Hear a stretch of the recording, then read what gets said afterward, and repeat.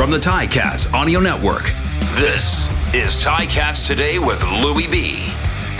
Yes, it is Ticats Today for a Friday, March the 11th, 2022. That's 92 days until the Ticats open their season in Saskatchewan and 99 days until their home opener. The big voice guy is right. My name is Louie B. This is Ticats Today on the Ticats Audio Network. And we got a big show coming up today as we celebrate International Women's Day. That was back on Tuesday, so lots of great female guests today, including the newly named Director of Football Administration and Operations, Tamara Hinic.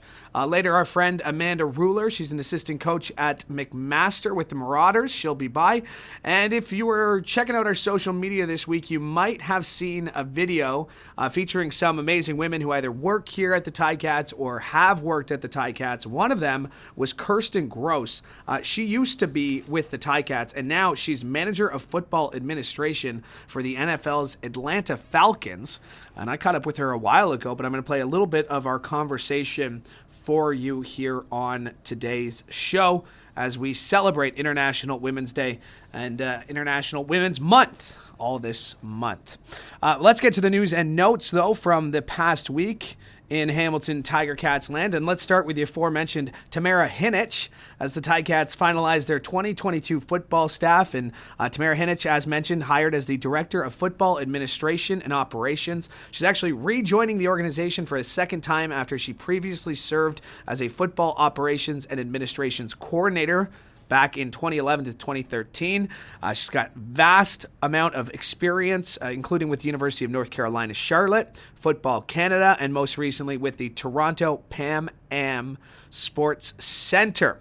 Ticats also announced they hired Casey Crehan as special teams and offensive assistant. He's rejoining the organization for his second stint with the Ticats as well. He previously served as the defensive coordinator under head coach George Cortez in 2012 and brings over 2 decades of coaching experience to the staff, including 10 years in the NCAA and NAIA. And finally, Chuck Winters has been hired as a strength and conditioning coach. He returns to the organization for a second time as well. Previously served as a defensive and special teams assistant in 2016 under head coach Kent Austin. So that happened on Tuesday, that news came out. And then on Wednesday, the team announced that they signed American linebacker Voshan Joseph, who was most recently with the NFL's Buffalo Bills after originally being selected by the Bills in the 5th round of the 2019 draft. He's a 6'1", 230-pound native of Miami, Florida, and played 37 games over 3 seasons at the University of Florida, where he had 161 tackles, 14 tackles for loss, 4 quarterback sacks, 7 pass breakups, and 1 interception. So yes, a quieter week around the Hamilton Tiger Cats, but not a quiet week around the office or around the stadium, as it's all hands on deck getting set for the 2022 Tim Hortons Heritage Classic. That's happening Sunday, and in case you missed it, we did a very special Ticats Today Heritage Classic edition. So wherever you checked out this show, make sure to go check out that one on the Ticats Audio Network. All right, very pleased now to be joined by the newly named, as mentioned, the newly named Director of Football Administration and Operations. It's Tamara Hinic. And Tamara, first of all, congratulations on this new role. And this is not your first rodeo with this team. You're actually coming back. It is, yeah. Thank you so much. I appreciate it. I'm actually from Hamilton, and I was with the Ticats previously. So it's good to be back. It's a very warm welcome back, which is amazing because I'm excited to get started. How did this role come about? You've spent the last little while at the Toronto Pan Am Sports Center. So how did this opportunity come about for you? Well, I know Coach Steinauer from my previous time with the Ticats, and me and my family purchased a home in Hamilton in 2020. And I reached out to him and said, hey, Coach, I'm back in the area. If anything comes up, you think of me, please let me know. And, a year or so later, got a call or a text from Coach saying, hey, what's going on? What are you up to? And, I'm actually returning from mat leave early. I just had my son in September. So it's an early mat leave exit for me and back into work. Well, congratulations. We can't wait to see you around the stadium. And I mean, it's funny because coming from the Toronto Pan Am Sports Center, of course, you know that legacy and the Tim Hortons Field legacy facility for Pan Am games. I think it's a nice little tie-in for yourself. It is, yeah. It's a great transition, and being at the Pan Am Center was a great opportunity for me as well. I kind of worked my way up through there, ended in an events role, so it's good to apply all that planning and organizing here in operations for everyone. Stay on the sidelines, so to speak, and just get it done so they can get it done on the field. And it's all the legacy stuff with the Pan Am Center and being able to be in a facility that's hosting things like swimming Olympic trials and diving Olympic trials, which I did last summer before they headed to Tokyo, was amazing and a great opportunity. And then now we're back in professional football. So you mentioned your relationship with Coach O and reaching out to him and him reaching out to you. What is it about Coach O that you're most looking forward to working with him? Not just him, but the whole kind of front office, the office staff here. What are you most looking forward to in your return to the Ticats? I think just the atmosphere, and just from my initial talks with him, you just get a sense that he's just a great person. You know what I mean? And just talking with him, and there was very little he had to do to sell me on the position, so to speak. Just the way he talks and his passion and everything behind it. It's just amazing to be able to work with him again. Congratulations on this new role, Tamara. Like I said, I can't wait to meet you in person. I'm sure it'll be sooner rather than later. What do you want Ticats fans? Give me, you mentioned the fun fact about, having a baby, coming back from mat leave early, but what else should Ticats fans know about you here? I also have a 2.5-year-old, and my husband's name is Josh. We're a great little family. Coming from Hamilton, it's great to be back, and I'm excited to get them in the stadium and come watch games. And, I went and did career day today, actually, at Kai's daycare. And, he's 2.5. He doesn't know a lot about football, but he knows mommy works at the big stadium with the tiger on the field, and he's really excited to come and check it out. Well, we can't wait to see him on the sidelines. Can't wait to see you as well, Tamara. Thanks so much for doing this. Appreciate it. No problem. Thank you so much. And that is Tamara Hinic, the newly named Director of Football Administration and Operations here at the Hamilton Tiger Cats. My thanks to her for joining us. And not sure if you caught it or not, but if you haven't, make sure to go to ticats.ca or check out our social media channels. As earlier this week on International Women's Day, we put out a video featuring or highlighting some of the fantastic women who work here or who used to work here, featuring Lindsay Boyd, who works here, Claire Toffelmeyer, who's the head athletic therapist, Kayla Marie Tracy, now with CP24, former Ticats host. They were all part of this awesome video, and so was Kirsten Grohs. And she is the manager of football administration for the NFL's Atlanta Falcons. And I encourage you to check out the whole video up at ticats.ca, but I did want to play this clip here because when I caught up with her when we put together this video, I just thought I'd ask her for advice, and not just for me, but of course for young women out there who may be looking to get their foot in the door in the sports industry. And this was her advice that she would give when we caught up with her earlier. Yeah, I would say just because you don't see yourself being represented in what you want to do, that doesn't mean that you can't put yourself in that role. When I grew up, I say representation is key, which is true. It is good to see people that look like you, that are like you in these roles that you want to work in.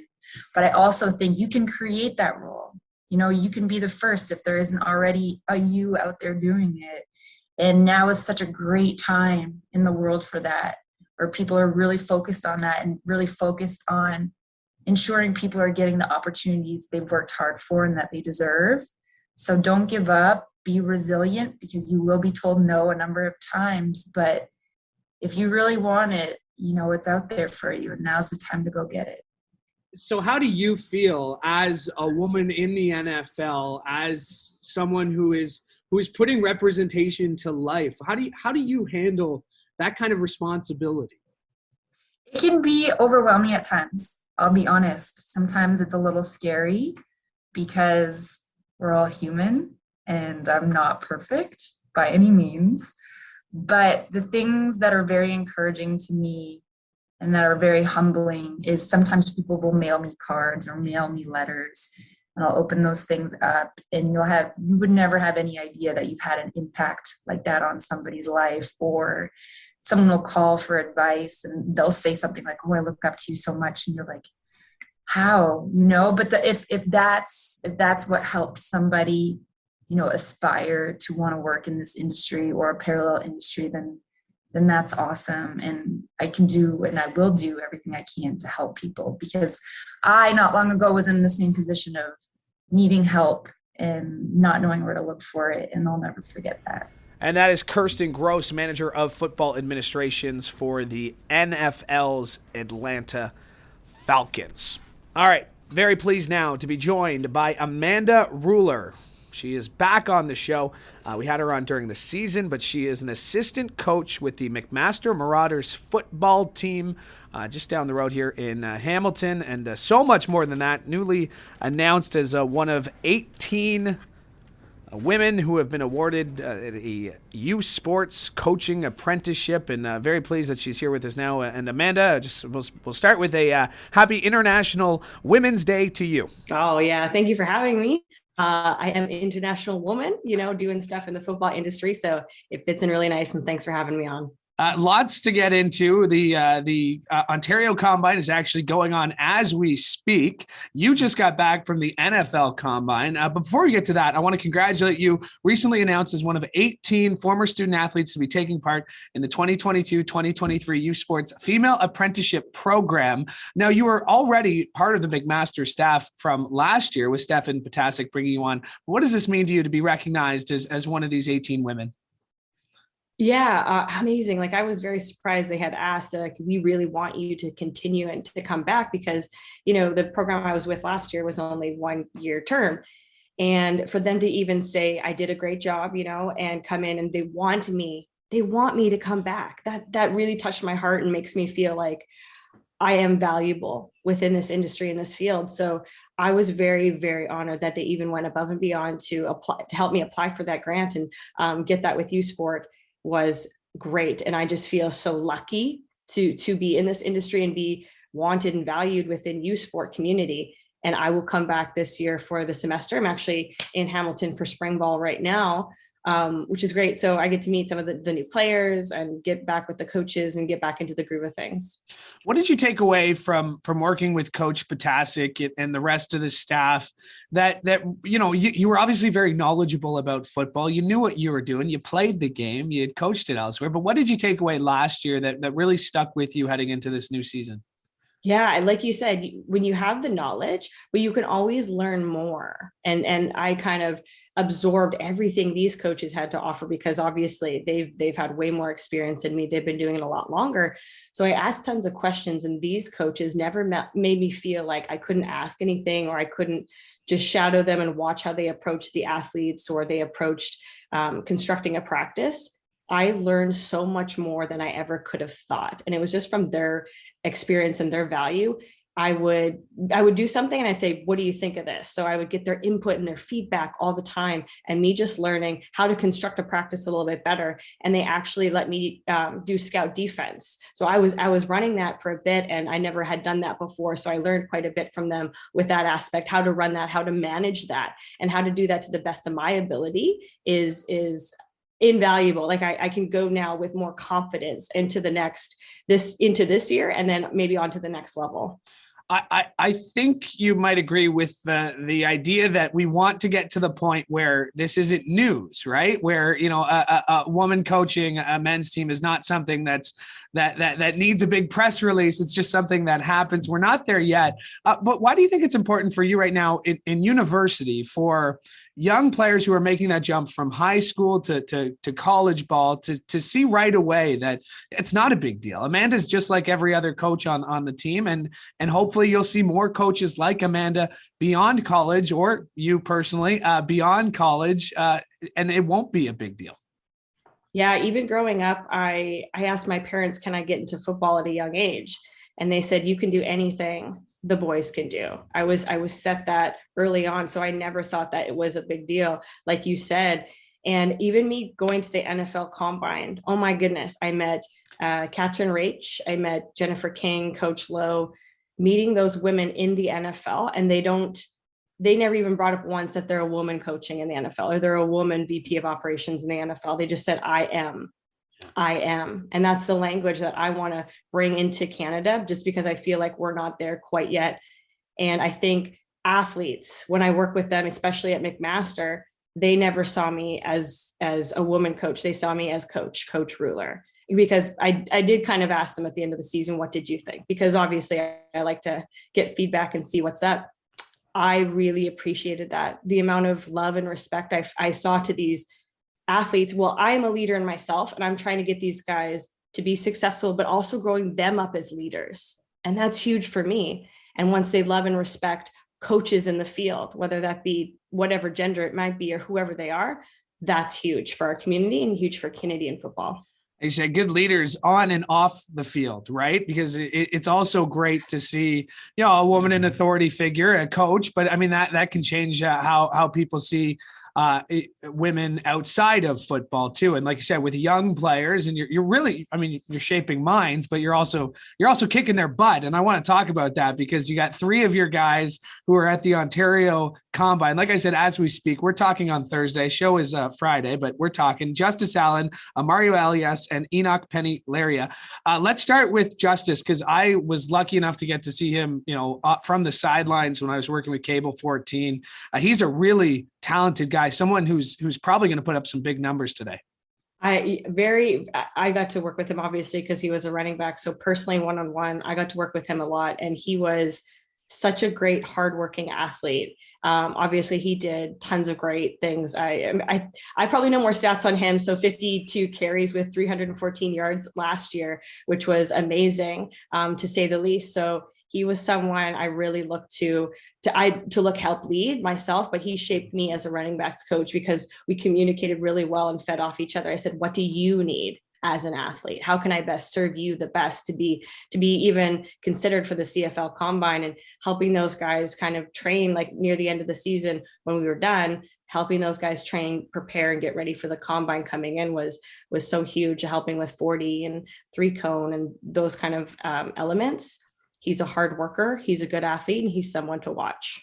The specific drills that they're doing at the Combine, how often are they doing that in practice? Is that something that you work with them away from regular day-to-day practice? Is that something they'd work on with a fitness instructor? Because, they're very specific events where you want to put up big numbers. Like, how often are these people, these guys, going out and training for these? I want to ask.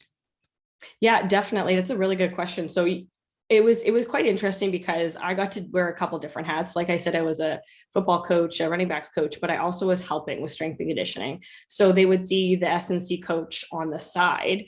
And you would work on these drills literally every day. For example, if you were working on a powerful start, and there were so many different elements, like we had different coaches and people coming in to work with starts, people coming in to work with just those first steps of the 3-cone drill, or just even the L drill. They have to work on these elements, the little pieces, every single day, even working on their explosive energy for a vertical jump. It is huge. And me going to just the NFL Combine, like I had mentioned, they put a big emphasis on these events. It's not the be all end all, right? Tape shows tape, and they can see that, but this does help the scouts see. And I got to actually sit with a lot of the scouts at the NFL Combine, and I was helping time 20 splits. Like, for example, a lot of people said, what was the deal with the 40? Like, do we really need the 40 going into like more years? Like, do we need to keep that? And I said, yes, because the scouts heavily look at our 10-yard split, the 20-yard split, and essentially the 40. But you know what? Yeah. Those splits really help the scouts find out like where your explosive energy and speed is. I just meant, so to dumb it down for people like me, or I should say to dumb it down for me, a good split, like a good start would show up in the first 10-second split, right? That means you have a lot of speed. Or the last 10 would show you that, you got that little extra burst at the end. Is that kind of how it breaks down? 100%. Yeah, exactly. Like if I was to talk about this with anyone, positional wise, for example, if you're taking an O lineman, the 10-yard really matters. So if I was timing an O lineman, I'd probably want it 2 seconds and below.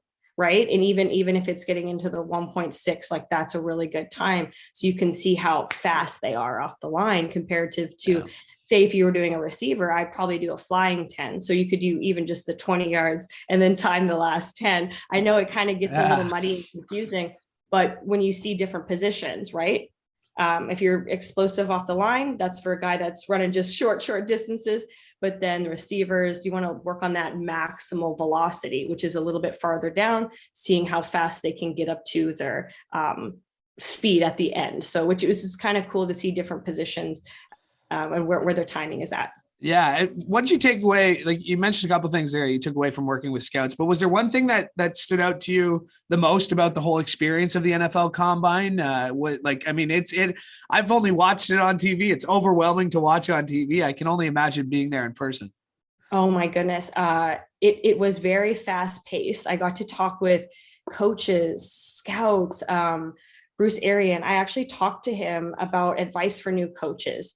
And the number one thing, I never thought anyone would say this, is he wished that he would have communicated more with his athletes in the beginning, giving guys that he thought did well, like a pat on the back and just saying you did well. And then guys that he didn't think were good enough, sometimes he would just cut them without letting them know. So he wished he communicated more and gave them more feedback along the way. So that's something I took away. Never, would put it's something as simple as communication up front and for new coaches, which I'm like, okay, I will do that. I'm creating leaders. This is what I need to do. And me just sitting with the different scouts and finding out what they're actually looking for in these athletes during the combine, right? It could be not just great numbers. Like, yes, you could run a very fast 40 and you're going to be one of the first round draft picks because of that. But it's just presence. When you walk in the building, these scouts are watching every move that you make, how you interact with people. Are you picking up maybe some garbage on the sidelines from the combine? Because we did see one of the athletes doing that, and that's showing just strength and character and conviction in who you are. They're watching every single element. And sometimes I noticed the bench press, like 80% of the guys actually opted out of doing bench press. The scouts were even saying like we don't put emphasis on the bench at all. And I wish there was, like me as an S&C or strength and conditioning coach, I wish there was another test, maybe just like a jammer where we can see velocity based training, see how fast they can get that arm out, or even a maximal hex bar deadlift. Or maybe just like for speed, because that shows more correlation towards your speed on the field than anything else. Bench press is something I think we need to get rid of. Well, if anyone would know, you would know. I mean, as someone who conversations we had at the combine. What's next for Amanda Ruller? I mean, you got this season that you're preparing for, but you watched Tanya Walters in BC. I know you were on last time we talked. You had kind of made the commitment. You want to be kind of the first female head coach in the CFL, but a couple of steps to get there. So what's next for Amanda Ruller? Yeah, definitely. I'm really excited for stuff coming up, and there's some stuff in the works, but I am back with McMaster, which is great. So I think that's the next step, right? Because you have to get more and more experience, especially in this field. And I did gain that confidence last year working with these coaches and the athletes, but me just doing another season with them, I think that's going to even elevate me and who I am altogether. And it's being at the NFL Combine, I gained a lot of really great contacts because I have applied for tons of internships within the NFL, and it's hard because they can't see your face. So if I was to give advice to new coaches, it's just get in front of the right people. And it's me being here at McMaster. It's me being at the NFL Combine. So really getting your face in front of the people that make the decisions. And I think me being around these people, CFL is in my wheelhouse, and I'm going to be making it there before you know it. So we'll just keep praying, keep working, keep grinding, and see if that gets me to the places I want to go. And you've given us a ton of great advice, but specifically for any young women who may be watching or listening to this, what do you want to tell them? Yeah, exactly. Like I said, do not be afraid to get in front of the people that you want to get in front of. Like, make your way and make it known that you want to be working in this industry. Like, for example, I wanted to get in front of those coaches, right? In the NFL, at the NFL Combine. I even found a way to get there. Like I worked for Sports Illustrated that week, all last week, just to get there so I could get my hands in coaching. And I sat with scouts and showed them what I knew. I was there for media, yes, but it was a way for me to get there. So find what you want to do and find a way how to get there, right? Because you're not going to get there just sitting and praying. I wish I had an opportunity. Make your own luck, make your own opportunity, and it will happen for you. It's not just great advice for young women who are watching this, but for anyone watching this, make your own luck. Amanda, I always enjoy talking to you, whether it's at the Grey Cup, hopefully it's at the Combine later this month, but thanks for doing this. Great to see you. Awesome. Yeah. Thank you for having me. That is Amanda Ruller, an assistant coach with the McMaster Marauders football team. And we mentioned there the Ontario Combine that actually happened yesterday. And it was actually one of the McMaster players. Was one of 4, defensive lineman Enoch Penny Larea. He advanced to the National Combine happening later this month. But he was second among all defensive linemen in the 40-yard dash. He was second overall in the broad jump and third overall in the vertical jump. So earning his spot in the National Combine. That's taking place in Toronto from March 25th to the 27th. And we'll have lots of coverage leading up to that right here on the Ticats Audio Network. Once again, my thanks to Amanda for joining me. My thanks to Tamara, Hinic as well. And my thanks to you because we could not do this show without your support. So thank you. Make sure you subscribe so you never miss an episode wherever you get your favorite podcast. I hope you have a fantastic weekend. For the Ticats Audio Network, I'm Louie B. Hoping you have a great day.